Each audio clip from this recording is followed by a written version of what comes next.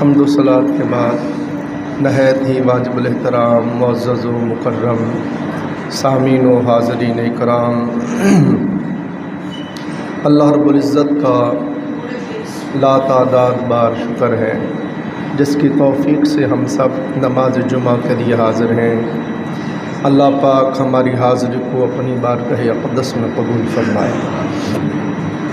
اس حاضری کو اللہ پاک ہم سب کے لیے ذریعہ نجات کفارہ سیئات بنائے۔ عزیزان محترم، جیسا کہ آپ کے علم میں ہے، قبلہ اول بیت المقدس مسجد اقصی فلسطین، وہاں پر جنگ چھڑی ہوئی ہے اور اسرائیل نے دیر سے وہاں پہ قبضہ کیا ہوا ہے، اور وہاں کے لوگوں پر ہر روز ظلم و ستم کرتے ہیں۔ مسجد اقصی میں بھی نہیں جانے دیتے، عبادت بھی نہیں کرنے دیتے، اور روز بروز ان کے ملک پہ آگے سے آگے قبضہ کرتے جا رہے ہیں، اور ہر روز ان پر ظلم و ستم کے پہاڑ توڑتے ہیں۔ اب پھر وہاں پہ جنگ لگی ہوئی ہے اور ہزاروں مسلمان شہید ہو چکے ہیں، بچے، عورتیں، بزرگ شہید ہو چکے ہیں اور ہو رہے ہیں، اور سارے ملکوں اور شہروں کو تاخت و تاراج کر دیا گیا ہے۔ آج ہم تھوڑا فلسطین کے حوالے سے پڑھ رہے ہیں تاکہ ہمیں بھی اور ہمارے بچوں کو بھی پتہ چلے اس ملک اور اس شہر کے ساتھ ہمارا کیا تعلق ہے۔ عزیزان محترم، یہ فلسطین جو ہے یہ انبیاء علیہ السلام کی سرزمین ہے۔ یہ ہزاروں انبیاء علیہ السلام کا مسکن ہے، جہاں پر درجنوں نہیں، بیسیوں نہیں، سینکڑوں نہیں، ہزاروں انبیاء علیہ السلام یہاں پر تشریف لائے، اور بڑے بڑے جلیل القدر انبیاء علیہ السلام کی یہ ہجرت گاہ ہے، اور بڑے بڑے انبیاء علیہ السلام کے یہاں پر مزارات ہیں۔ تو ایک تو ہمارا قلبی رشتہ اور قلبی ناطہ اور تعلق اس وجہ سے ہے کہ ہم اللہ کے ہر نبی کے غلام ہیں۔ جو کسی بھی نبی پر ایمان نہ لائے وہ مسلمان نہیں ہو سکتا۔ ہم تمام انبیاء علیہ السلام اور رسل اعظام پر ایمان لاتے ہیں۔ یہ مبادیات دین میں سے ہے اور ضروریات ایمان میں سے ہے۔ حضور علیہ السلام نے جن چیزوں پر ایمان لانا ضروری قرار دیا، ان میں سے انبیاء علیہ السلام کی ذوات مقدسات پر ایمان لانا بھی ضروری ہے۔ آمنت باللہ و ملائکتہ و کتبہ و رسلہ، اور والذین یؤمنون بما انزل الیک وما انزل من قبلک، اور جو اس پر ایمان لائے جو محبوب آپ پر نازل ہوا، اور اس پر بھی ایمان لائے جو آپ سے پہلے نازل ہو چکا۔ یعنی جتنے انبیاء تشریف لا چکے، جتنے صحائف آ چکے، جتنی کتابیں آ چکی، ہم سب پر ایمان لاتے ہیں۔ صاف ظاہر ہے ہم امتی تاجدار کائنات صلی اللہ علیہ وآلہ وسلم کے ہیں، مگر ہم ہر نبی کا دل سے احترام کرتے ہیں، ادب کرتے ہیں، ہر نبی کے ہم غلام ہیں۔ تو چونکہ یہ خطہ، یہ سرزمین انبیاء علیہ السلام کا مسکن ہے، اور انبیاء سے محبت کرنا یہ ہمارا ایمان ہے، اور انبیاء علیہ السلام کی یہ ہجرت گاہ ہے۔ حضرت سیدنا ابراہیم خلیل الرحمن علیہ السلام کو جب نار نمرود میں ڈالا گیا، نمرود اور نمرودی قوم نے، اور آپ اللہ کے فضل سے اس آگ میں محفوظ رہے، اللہ نے اس آگ کو ٹھنڈا کر دیا اور آپ کے لیے سلامتی والا بنا دیا، تو پھر آپ وہاں سے ہجرت کر گئے، اور جہاں آپ ہجرت فرما کے گئے وہ فلسطین تھا۔ جد الانبیاء شیخ الانبیاء، ماشاء اللہ، جد الانبیاء شیخ الانبیاء حضرت سیدنا ابراہیم خلیل الرحمن علیہ السلام بھی جہاں ہجرت فرما کے گئے وہ یہ فلسطین تھا۔ اسی طرح جب حضرت لوط علیہ السلام کی قوم پر عذاب آیا، پتھر برسائے گئے ان پر، ان کو صفحہ ہستی سے مٹا دیا گیا، اور لوط علیہ السلام کو اللہ نے اس عذاب سے محفوظ رکھا، نجات دی، بچا لیا۔ تو جس جگہ پہ لوط علیہ السلام تشریف فرما تھے وہ یہ فلسطین تھا۔ اسی طرح حضرت داؤد علیہ السلام، جناب سیدنا داؤد علیہ السلام جو سیدنا سلیمان علیہ السلام کے والد گرامی ہیں اور اللہ کے نبی تھے اور بادشاہ تھے، حضرت داؤد علیہ السلام آپ سرکار بھی اسی سرزمین پر سکونت پذیر رہے۔ داؤد علیہ السلام دیکھیں کتنے جلیل القدر نبی یہاں تشریف فرما رہے ہیں۔ تو سیدنا داؤد علیہ السلام بھی یہاں پہ تشریف فرما رہے، اور یہاں باقاعدہ آپ نے اپنی عبادت گاہ بنائی تھی، محراب بنایا تھا، جہاں ہمہ وقت آپ اللہ تعالیٰ کی عبادت کرتے تھے۔ پھر سیدنا سلیمان علیہ السلام جو ان کے بیٹے ہیں اور وہ بھی نبی ہوئے، اور مشرق سے لے کے مغرب تک اللہ نے ان کو حکومت عطا فرمائی۔ حضرت سلیمان علیہ السلام کی حکومت انسانوں پر بھی تھی، جنات پر بھی تھی، پرند پر بھی تھی، ہواؤں پر بھی تھی۔ آپ صبح اپنے تخت پہ بیٹھ جاتے اور ہوا کو کہتے لے میرے تخت کو اڑا کے لے چل، تو صبح کی سیر میں آپ 2 مہینوں کا سفر کر لیتے تھے۔ تو وہ سلیمان علیہ السلام جس سرزمین پہ بیٹھ کر مشرق تا مغرب حکومت فرماتے رہے، وہ سرزمین بھی فلسطین کی سرزمین تھی۔ اب اندازہ کریں سیدنا سلیمان علیہ السلام، یعنی حضرت سلیمان علیہ السلام کا مسکن بھی اور عماج گاہ بھی یہ فلسطین تھا۔ اسی طرح یہ جو قرآن پاک کا بڑا مشہور واقعہ ہے چونٹی والا، اب میں مختصر کہہ رہا ہوں، وقت نہیں ہے، ورنہ میں اس کی ساری ڈیٹیل تفصیل ایک چیز کے اوپر ہم گھنٹہ بحث کر سکتے ہیں۔ تو چونٹی کا واقعہ جو قرآن پاک نے بیان کیا کہ سلیمان علیہ السلام تشریف لا رہے تھے، ان کا لشکر آ رہا تھا، تو ایک چونٹی نے باقی چونٹیوں کو آواز دے کے کہا جلدی جلدی اپنے بلوں میں سوراخوں میں گھس جاؤ، سلیمان علیہ السلام تشریف لا رہے ہیں، ان کا لشکر تشریف لا رہا ہے، بے خبری میں کہیں تم کچلی نہ جاؤ۔ اور سلیمان علیہ السلام 3 میل کی مسافت پر تھے، آپ نے چونٹی کو دیکھ بھی لیا اور اس کے کلام کو سن بھی لیا۔ یہ سلیمان علیہ السلام کا معجزہ ہے۔ ہم چونٹی کو اپنے ہاتھ میں بھی لینا اور کان کے قریب کریں تو ہمیں نہیں سنے گا کیا کہتی ہو۔ یہ پیغمبر خدا کا معجزہ تھا، نبی خدا کا معجزہ تھا۔ یہ سلیمان علیہ السلام کا معجزہ ہے کہ 3 میل کی مسافت پر چونٹی کو دیکھ بھی لیتے ہیں، اس کی آواز بھی سن لیتے ہیں۔ اور امام الانبیاء کا پتہ کیا معجزہ ہے؟ حضور فرماتے ہیں میں اپنی امی آمنہ طیبہ طاہرہ سلام اللہ علیہا کے بطن میں تھا، ان کے پیٹ میں تھا، اور اللہ پاک 7 آسمانوں کے اوپر لوح محفوظ پر قلم چلاتا تو خدا کی قسم میں مصطفیٰ سن لیتا اور جان لیتا میرا رب کیا لکھ رہا ہے اور کیا مٹا رہا ہے۔ سبحان اللہ۔ یہ حضور علیہ الصلوۃ والسلام کا معجزہ، امام الانبیاء کا معجزہ تھا۔ پھر یہ چونٹیوں کے بارے میں نے کہا نا کہ وقت نہیں وغیرہ آپ کو سناتا۔ پیر کرم شاہ صاحب علیہ رحمۃ اللہ نے لکھا کہ اللہ تعالیٰ کی چھوٹی سی مخلوق ہے، چھوٹی سی مخلوق ہے، مگر جتنی خود ہے اس سے کئی گنا زیادہ وزن اٹھاتی ہے، اور اتنی سمجھدار ہیں کہ شدید سردی میں بھی نہیں باہر آ سکتی، شدید گرمی میں بھی نہیں باہر آ سکتی۔ تو جن دنوں میں 2 مہینے باہر آتی، ان دنوں میں باقی 7-8 مہینوں کا راشن جو ہے وہ اپنے اندر بیل کے اندر جمع کر لیتی ہیں، اور پھر جتنی دیر باہر گرمی شدید ہوتی ہے یا سردی ہوتی ہے وہ تھوڑا تھوڑا اپنا کھاتی رہتی ہے۔ تو فرمایا انسان اس چونٹی سے ہی طریقہ سیکھ لے۔ اور سلیمان علیہ السلام جب تشریف لائے تو آپ نے اس چونٹی کو اٹھایا اور اپنی ہتھیلی پہ رکھا اور کلام کیا اور فرمایا بتا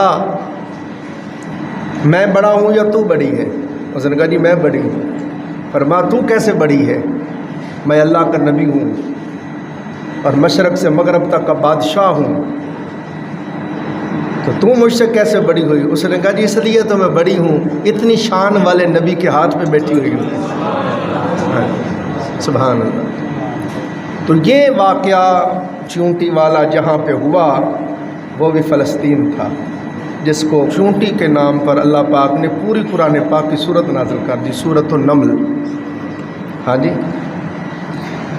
سبحان اللہ سبحان اللہ۔ یہ اسقلان کا شہر ہے، اس کی ایک وادی میں یہ واقعہ پیش آیا اور اس وادی کا نام وادی النمل رکھ دیا گیا۔ عزیزان محترم، پھر یہ جو فلسطین ہے ہمارا، اس کے ساتھ روحانی باطنی قلبی رشتہ کیا ہے؟ اس وجہ سے بھی ہمارا دل ادھر کھنچتا ہے، اور ادھر کے باسیوں کو جب تکلیف آتی ہے تو ہم تنگ دل ہو جاتے ہیں اور تکلیف محسوس کرتے ہیں، اور رنجور اور غمزدہ اس لیے بھی ہو جاتے ہیں کہ سیدنا زکریا علیہ السلام بھی یہاں رہے، آپ کا مسکن بھی یہ فلسطین تھا، مسجد اقصی بیت المقدس یہ جگہ تھی، اور آپ نے بھی اپنی عبادت گاہ بنائی ہوئی تھی، اور آپ نے بھی ایک محراب بنایا ہوا تھا جس میں اللہ کی عبادت کرتے رہتے تھے، زکریا علیہ السلام۔ دیکھو میں نے کتنے نبیوں کا ذکر آپ کے سامنے کیا۔ اور پھر سیدنا موسیٰ علیہ السلام جب ہجرت فرما کے آئے یہاں پر، تو آپ نے اپنے ساتھیوں سے فرمایا ارض المقدسۃ التی، فرمایا اس ارض مقدس میں داخل ہو چلو، اس مقدس سرزمین میں داخل ہو چلو۔ کہتے ہیں کیوں کہا اس سرزمین کو مقدس؟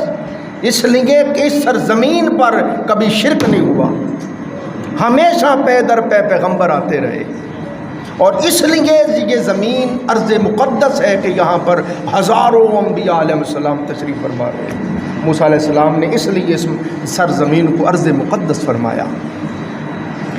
پھر اس شہر میں بڑے بڑے معجزات ثابت اور صادر ہوئے، چونکہ ہزاروں انبیاء جو آئے تو انبیاء سے ہی معجزات کا ظہور ہوتا ہے، تو یہاں انبیاء علیہ السلام چونکہ ہزاروں رہے تو معجزات بھی یہاں ہزاروں ہوئے۔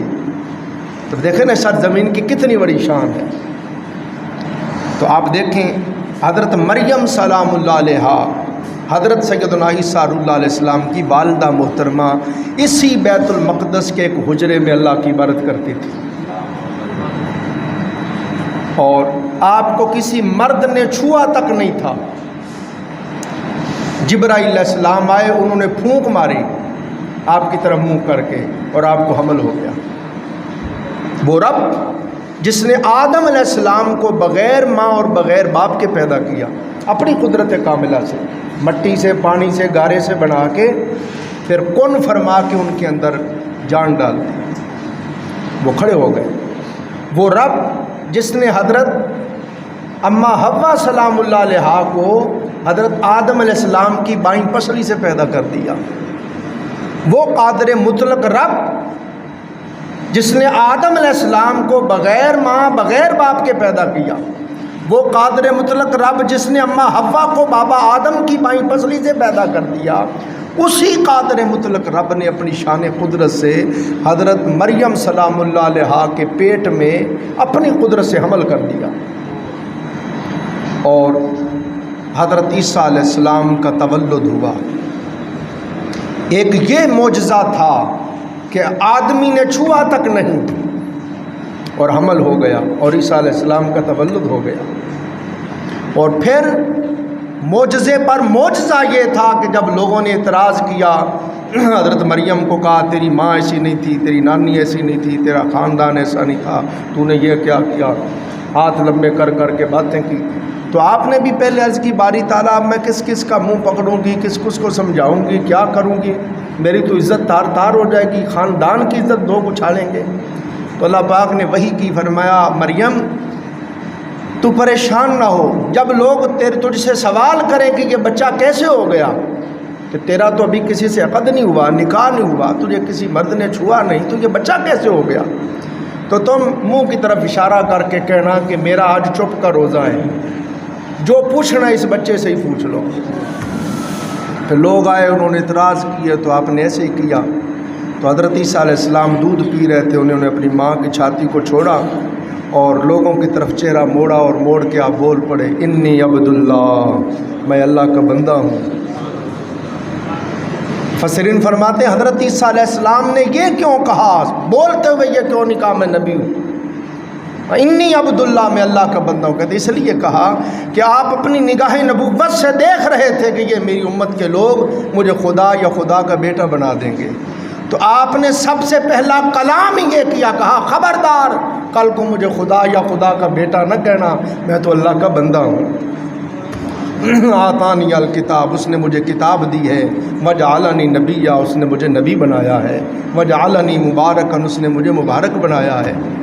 تو عیسیٰ علیہ السلام کا بغیر باپ کے پیدا ہو جانا، پھر آپ کا پیدا ہوتے کلام فرمانا، اپنی والدہ محترمہ کی پاک دامنی کی گواہی دینا، یہ سب معجزات تھے، اور یہ سارے معجزات کا صدور اسی سرزمین پر ہوا، اسی شہر میں ہوا۔ اور پھر حضرت مریم سلام اللہ علیہ، آپ کو پتہ ہے جب عورت کو بچہ ہوتا ہے تو وہ کس طرح نڈھال ہو جاتی ہے، کمزوری ہوتی ہے، تکلیف۔ ایک کھجور کے درخت کے نیچے تھیں اور کھجور بھی خشک ہو گیا تھا، تو اللہ نے فرمایا آپ اس کی شاخ کو پکڑ کے ہلا کے اس کو کہیں کہ ہمیں کھجوریں دے۔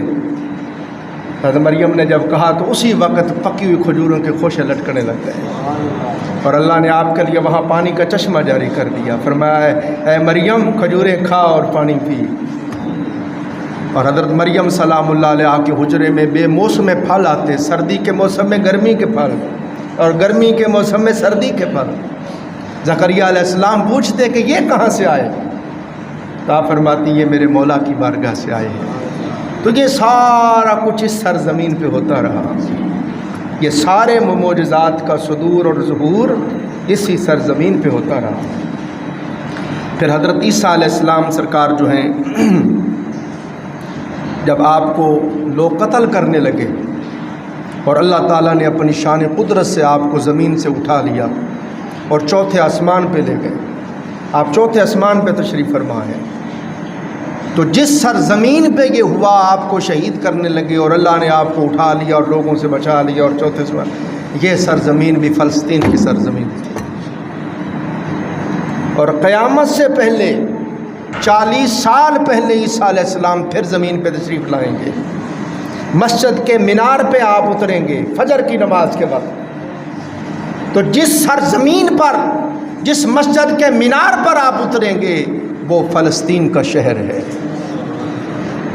اور سیدنا عیسیٰ روح اللہ علیہ السلام پھر خردجال کانے کا پیچھا کریں گے اور مقام لد پہ جا کے اس کو پکڑیں گے، اور جس طرح نمک پانی میں پگھلنے لگتا ہے وہ آپ کو دیکھتے ہی پگھلنے لگے گا، اور آپ نیزہ مار کے اس کو واصل جہنم کر دیں گے۔ یہ سارا کچھ سرزمین فلسطین پہ ہوگا۔ یہ میں نے خصوصی طور پر یہ باتیں آپ کو سنا رہا ہوں کہ آپ کو پتہ چلے فلسطین کیا ہے، سمجھے۔ اور پھر سرور دو جہاں صلی اللہ علیہ وآلہ وسلم شب معراج، جب معراج پہ سوئے لامقام بارگاہ رب العزت میں آپ کو لے جانے لگے، لے جایا جانے لگا، تو آرڈر ہوا فرشتوں پہلے میرے محبوب کو زمزم سے غسل دو، یہ جنت کا عالی شان پوشاک پہناؤ، جنتی نالین پہناؤ، یہ جنت کا امامہ میرے محبوب کے سر پہ رکھو، یہ جنتی سواری پہ سوار کرو، پہلے مسجد حرام سے مسجد اقصیٰ میں لے کے آؤ۔ تو مسجد حرام سے پہلے جہاں آسمان پہ جانے سے پہلے جس سرزمین پہ لایا گیا وہ سرزمین فلسطین تھی، یہ مسجد اقصیٰ تھی۔ اور پھر سرور دو جہاں صلی اللہ علیہ وآلہ وسلم جب یہاں آئے تو جبرائیل علیہ السلام نے اذان پڑھی، سیدنا جبرائیل علیہ السلام نے تکبیر کہی، اور اول تا آخر حضرت آدم تا تاجدار کائنات صلی اللہ علیہ وآلہ وسلم تک 1,24,000 نبی یا 2,24,000 یا کم و بیش جتنے بھی انبیاء دنیا میں تشریف لائے تھے، سارے کے سارے نبیوں کو کہا کہ سارے کے سارے مسجد اقصیٰ میں پہنچو، میرا محبوب تشریف لا رہا ہے، میرا حبیب تشریف لا رہا ہے۔ ہر نبی اپنے اپنے مزار سے نکل کر وہاں پہنچے۔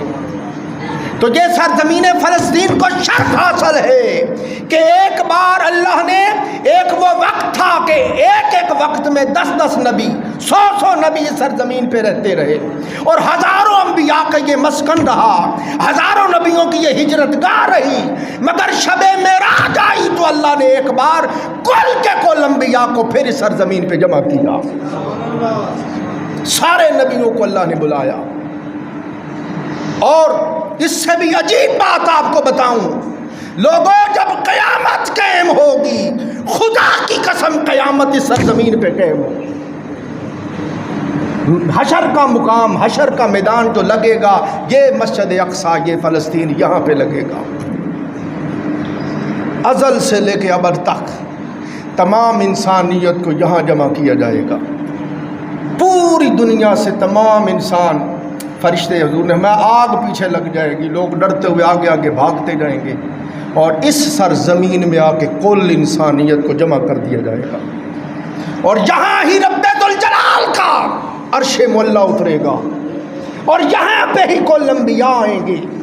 قربان جائیں، ایک وہ شب معراج کی رات تھی جب کل نبیوں کو یہاں جمع کیا گیا، ایک حشر کا دن ہوگا جب خود خدا بھی یہاں ہوگا، کل انبیاء بھی یہاں ہوں گے، اور کل ان کی امتیں بھی یہاں ہوں گی۔ یہ فلسطین ہے، یہ مسجد اقصی ہے، یہ ہمارا رشتہ، یہ ناطہ، یہ ہے اس سرزمین کے ساتھ۔ اس لیے جب وہاں کے لوگوں کو کوئی تکلیف ہوتی ہے تو ہم تڑپتے ہیں۔ ہاں جی، ایک ہمارا ایمانی اور روحانی رشتہ ہے، اور جس بندے کو ان کی تکلیف پہ تکلیف نہیں ہوتی، اس کو اپنے اندر جھانکنا چاہیے، دیکھنا چاہیے کہیں وہ ایمان کے نور سے محروم تو نہیں ہے۔ پھر عزیزان محترم، یہی سرزمین ہے جہاں سے یاجوج ماجوج نکلیں گے۔ وہ چھوٹے چھوٹے بندے ہوں گے، لمبے لمبے ان کے کان ہیں، جب رات سوتے ہیں تو ایک کان نیچے بچھا لیتے ہیں، ایک کان اوپر لے لیتے ہیں، اور اسی سرزمین سے وہ نکلیں گے اور دنیا پہ پھیلتے جائیں گے، لاکھوں کروڑوں اربوں کے حساب سے ہوں گے۔ جو چیز ان کے سامنے آئے گی وہ کھاتے جائیں گے اور ختم کرتے جائیں گے اور مٹاتے جائیں گے، چٹ کرتے جائیں گے۔ فصلیں آئیں گی، درخت آئیں گے، دریا آئیں گے، سمندر آئیں گے، ہر چیز کھا جائیں گے، پی جائیں گے۔ تو یہ یاجوج ماجوج جس سرزمین سے نکلیں گے وہ بھی یہی سرزمین ہے۔ اب اندازہ کریں، قیامت بھی یہاں قائم ہوگی، میدان حشر بھی یہاں لگے، ہزاروں انبیاء بھی یہاں رہے، اور پھر یہ جو مسجد اقصی ہے جس کے لیے ساری امت مسلمہ تڑپتی ہے، یہ مسجد اقصی وہ مسجد اقصی ہے جو مسلمانوں کا، تاجدار کائنات صلی اللہ علیہ وسلم کا اور کل صحابہ کا قبلہ اول ہے۔ تاجدار کائنات صلی اللہ علیہ وسلم 17 ماہ تک، 17 مہینے بیت المقدس کی طرف منہ کر کے نماز پڑھتے رہے ہیں۔ کتنے دن؟ 17 ماہ تک حضور علیہ السلام بیت المقدس کی طرف منہ کر کے نماز پڑھتے رہے مدینہ پاک میں سرکار جب تھے۔ تو پھر وہ یہودی بڑی باتیں کرتے تھے، ویسے ہماری مخالفت کرتے ہیں اور نماز ہمارے قبلہ کی طرف منہ کر کے پڑھتے ہیں۔ تو یہ بات حضور تک پہنچی تو آقا علیہ السلام کو بڑی تکلیف ہوئی، تو حضور پریشان تھے، اور پھر نماز میں حضور نماز پڑھ رہے تھے تو نماز کے دوران قد نرا تقلب وجهک فی السماء، بار بار حضور چہرہ آسمان کی طرف کرتے ہیں اور دل ہی دل میں عرض کرتے ہیں، مولا میرے جد امجد ابراہیم علیہ السلام والا جو کعبہ قبلہ وہ ہمارا قبلہ بنا دے۔ تو اللہ تعالیٰ کو حضور سے محبت دیکھیں، اللہ نے نماز کے ختم ہونے کا بھی انتظار نہیں کیا، کہا جبریل میرا یار بڑا بے قرار ہے، بڑا بے چین ہے، نماز ختم ہونے کا انتظار نہیں، نماز دے اندر ہی وہی لے جا، محبوب جدے تیرا دل کر دو ادھر منہ کر۔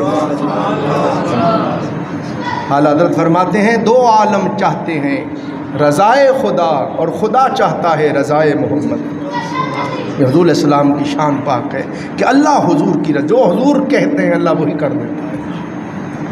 تو یہ مسجد اقصی جو ہے، اس کو یہ بھی شرف حاصل ہے کہ حضور علیہ السلام نے اور صحابہ نے 17 مہینے تک اس کی طرف منہ کر کے نماز پڑھی ہے، 17 ماہ تک۔ اور آج بھی ہم جب مدینہ پاک میں جاتے ہیں تو مسجد قبلتین موجود ہے، جہاں پہ حضور علیہ السلام نماز پڑھا رہے تھے اور قرآن پاک نازل ہوا اور چہرہ پھیر کے دوسری طرف کر لیا. آج بھی مسجد قبلتین موجود ہے جس کی زیارت کے لیے زائرین جاتے ہیں اور وہاں جا کے نوافل پڑھتے ہیں. وہ آج بھی گواہی دے رہی ہے کہ میں ہی وہ مسجد ہوں جس میں مصطفیٰ پاک کھڑے تھے اور سر اٹھاتے تھے اور بار بار کہتے تھے مولا بدل دے، اور دوران نماز وہی آ گئی، محبوب بدل دیا. اور آپ دیکھیں حضور علیہ السلام نماز پڑھا رہے ہیں، پیچھے صحابہ اکرام کھڑے ہیں. ایسا اب حضور علیہ السلام نے چہرہ موڑ کے ادھر دوسری طرف کر لیا، ادھر منہ تھا تو ادھر منہ کر لیا. اب صحابہ اکرام حضور کے پیچھے کھڑے تھے، حضور کا چہرہ مقتدیوں کے چہروں کے سامنے آ گیا تو مقتدیوں کو تو پیچھے آنا چاہیے نا. تو دوران نماز، حالت نماز میں یہ صحابہ اکرام کا عقیدہ ہے. انہوں نے یہ نہیں کیا کہ بھئی پتہ نہیں اب کیا مسئلہ ہے کیا مسئلہ نہیں، قبلہ تو ادھر ہے تو ہم تو ادھر منہ کر کے ہی نماز پڑھیں گے. نہیں، جب یار نے منہ پھیر لیا انہوں نے کہا یہ تحقیق بعد میں ہوتی رہے گی یار نے کیوں پھیرا ہے. نماز کے دوران ہی صفے توڑ کے حضور کے پیچھے چل کے آ گئے. نماز پڑھتے ہوئے چلتے آئے، حضور کے پیچھے صفے آ کے بناتے گئے، اور پھر پیچھے بچوں کی صفیں، پھر عورتوں کی صفیں. یہ سارا کچھ بھی ہوتا رہا، نماز پھر بھی ہوتی رہی. حالانکہ سینہ قبلہ کی طرف سے مڑ جائے تو نماز ٹوٹ جاتی ہے، مگر جب قبلہ کے پیچھے ہوں تو پھر نہیں ٹوٹتی ہے. ہاں جی، اعلیٰ حضرت فرماتے ہیں حاجیو آؤ شہنشاہ کا روزہ دیکھو، کعبہ تو دیکھ چکے، آؤ اب کعبے کا کعبہ دیکھو. عزیزان محترم، یہ مسجد اقصیٰ ہے جس کی طرف آقا علیہ الصلوۃ والسلام اور صحابہ اکرام منہ کر کے 17 ماہ تک نماز پڑھتے رہے. اور آج بھی عزیزان محترم یہ مسجد اقصیٰ کو یہ شرف حاصل ہے کہ وہاں جا کے کوئی بندہ نماز پڑھے، نماز ایک پڑھے، ثواب 50,000 نماز کا ملتا ہے. ایک نماز مسجد اقصیٰ میں باجماعت پڑھے تو ثواب 50,000 نمازوں کا ملتا ہے. سمجھے بات؟ سیدنا فاروق اعظم رضی اللہ کے دور خلافت میں فتوحات پہ فتوحات ہو رہی تھی، ملکوں کے ملک فتح ہوتے جا رہے تھے، مگر آپ مدینہ پاک میں برا جمان تھے، مشاہدہ فرما رہے تھے. مگر جب بیت المقدس کی فتح کی باری آئی تو خود سیدنا فاروق اعظم تشریف لے کے گئے. اور یہ مشہور واقعہ ہے جب آپ تشریف لے کے آئے اور مسجد بیت المقدس میں، اور یہاں آ کے سرکار جب داخل ہوئے تو عجیب بات تھی کہ آپ پیدل چل رہے تھے اور آپ کا غلام سواری پر تھا. تو لوگوں نے کہا جی یہ کیا ہے؟ آپ نے فرمایا کہ باری باری میرا غلام اور میں سواری پہ سوار ہوتے تھے، اب باری میرے غلام کی تھی. تو آپ کا یہ حسن انداز دیکھ کے، حسن خلق دیکھ کے تو وہاں کئی لوگ کلمہ پڑھ کے مسلمان ہو گئے. اور انہوں نے کہا کہ جو اس شہر کو، اس ملک کو فتح کرے گی ہستی، ہماری کتابوں میں لکھا ہوا اس کا نام عمر ہوگا، اور جب اس شہر میں داخل ہوگا تو شان یہ ہوگی کہ غلام سواری پہ ہوگا اور امیر پیدل چل رہا ہوگا. سمجھے؟ یہ بھی فلسطین ہے. اب میں نے کافی باتیں کرنی تھی فکریاں، وقت ختم ہو گیا ہے. تو ہم سب الحمدللہ ثم الحمدللہ ہمارے مولا نے شہید کی بڑی شان بیان کی ہے، بڑی شان بیان کی ہے. فرمایا جو اللہ کی راہ میں قتل ہو جائے اسے مردہ نہ کہو، وہ زندہ ہے، مگر یہ الگ بات ہے تم ولاکن لا تشعرون، تم اس کی زندگی کو سمجھنے کا ادراک نہیں رکھتے ہو، شعور نہیں رکھتے ہو، سمجھ نہیں رکھتے ہو. وہ تو زندہ ہے مگر اس کی زندگی تمہاری سمجھ سے بالا تر ہے. ولا تحسبن الذين قتلوا في سبيل الله امواتا بل احیاء عند ربهم يرزقون، جو لوگ اللہ کی راہ میں مارے گئے انہیں مردہ گمان بھی نہ کرو، بلکہ وہ تو زندہ ہیں، انہیں رزق دیا جاتا ہے، وہ کھاتے پیتے ہیں. اللہ پاک نے شہداء کی، یہ قرآن پاک ہے. اور شہادت اتنا عظیم رتبہ ہے کہ خود سرور دو جہاں صلی اللہ علیہ وآلہ وسلم اس خواہش کا اظہار کرتے، میرے مولا میرا جی چاہتا ہے میں تیری راہ میں قتل کر دیا جاؤں، ثم احیا، پھر میں زندہ کر دیا جاؤں، ثم اقتل، پھر تیری راہ میں مار دیا جاؤں، ثم احیا، پھر زندہ کر دیا جاؤں، پھر قتل کر دیا جاؤں، پھر زندہ کر دیا جاؤں. آپ اندازہ کریں شہید ہونا اتنا عظیم رتبہ ہے، اتنی عظیم شان ہے کہ تاجدار کائنات بار بار کہتے ہیں مولا میرا جی کرتا ہے میں بار بار تیری راہ میں شہید ہوتا رہوں، بار بار زندہ ہوتا رہوں.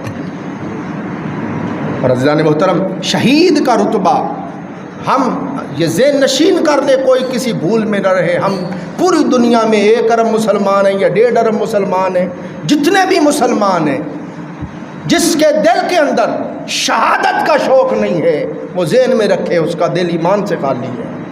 حضور علیہ السلام نے ماں کوئی کسی بھول میں نہ رہے، جنت کے دروازے تلواروں کے سائے کے نیچے ہیں۔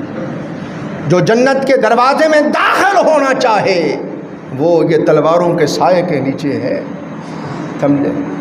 جس دن سے انسان مسلمان امت مسلمہ شہادت سے محبت کرتی رہی، اور جب تک مسلمانوں کا زیور یہ سامان حرب رہا، یہ گھوڑے بن تیار کر کے رکھتے، تلواریں رکھتے، نیزے رکھتے، اور ہمہ وقت اللہ کے لیے جان لڑانے کے لیے تیار رہتے، موت سے محبت کرتے تھے، تب تک اسلام غالب رہا۔